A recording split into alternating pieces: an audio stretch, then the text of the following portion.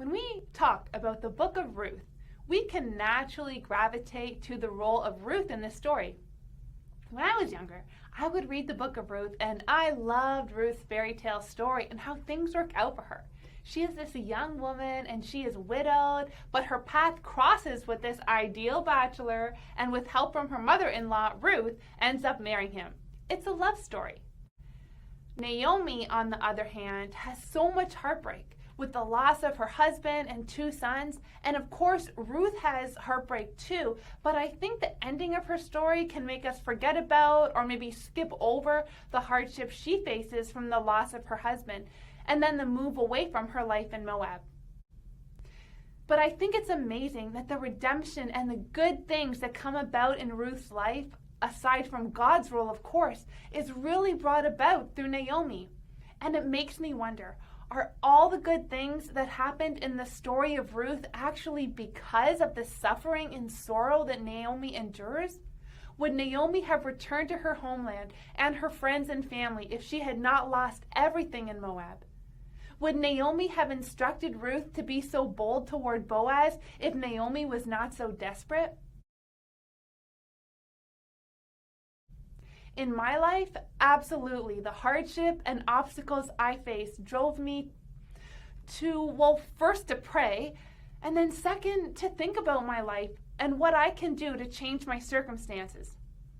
In the end, and I mean the end, quite a while later, I became so thankful for a car accident that my husband and I were in because of all the good that eventually came out of it.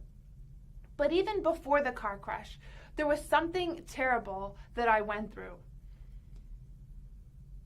I had had a 10-hour jaw surgery, and my jaw was completely closed, so the bones could heal. The surgeon had closed my jaw to the point where I could not make any sound or even breathe except through my nose.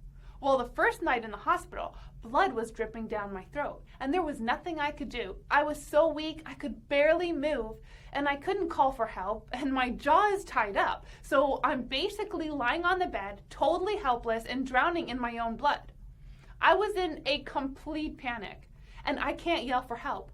So I figure out where the button is to call for help, but I feel like it takes forever for someone to come. It was horrible. But the nurse comes and sets me up with the suction tube, and in seconds I'm okay. I fall back asleep. And then I wake up again choking, and I feel like I'm dying again, and someone has taken away the suction. So here I go again, and it feels like forever for the nurse to come and figure out that I still need the suction tube. Anyways, this happens repeatedly throughout the night. To me, this story is crazy. I mean, I wrote a note to the nurses to leave the suction there, and still the suction tube keeps disappearing. But I remember that after it happened a number of times, I came to reason that even though I felt like I was drowning and it was unimaginable, I was going to be okay. So, being thrown into the fire of dealing with extreme stress and anxiety, I developed some coping mechanisms of survival. Well, I'm saying all this because 2 years later, when I was in a fatal car crash, I relived those sensations that I was dying, and the pain was so intense. I mean, I felt like my body was literally on fire and in a very bad state. But some part of my mind is going back to that night in the hospital, and I'm remembering that even though I feel like I'm dying, and actually I was dying on the side of the road as I waited for the ambulance, I had a deep and strong conviction that everything was going to be okay and I would live. I know the two events are tied, and I believe God allowed me to have that horrible experience in the hospital so that I would have the skills, the will, to live through the pain of the car crash. And so I am thankful for these times of suffering. At least a part of me says, yes, the pain is all behind me now, today, but I experienced blessings from those terrible moments. And one blessing, one positive outcome for me, is the confidence, the deep and strong conviction that no matter what happens, no matter how intense the momentary struggle, I will survive. And this has become a defining strength of my life. So again, After all is said and done, yes, I am grateful for the hard times in my life.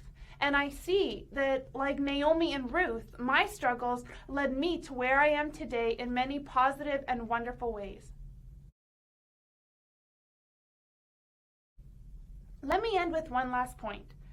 As I get older, I'm asking myself, does Naomi have something to teach me about caring for others?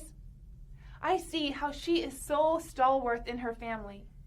Despite her own loss and her own suffering, she is a pillar of strength and comfort to her daughter-in-laws. She is able to look beyond her situation to figure out what is best for her daughter-in-laws and to lead them. Can I be a strength and an anchor to my family? Can I seek God's will for my family and lead them forward in times of crisis? I think I would do well to emulate Naomi's example to lead my family in faithfulness through the words and actions. With God as my focus and with God guiding me, I believe this is possible. At least I can do my very best to lead my family in God's ways and to be a loyal and committed friend.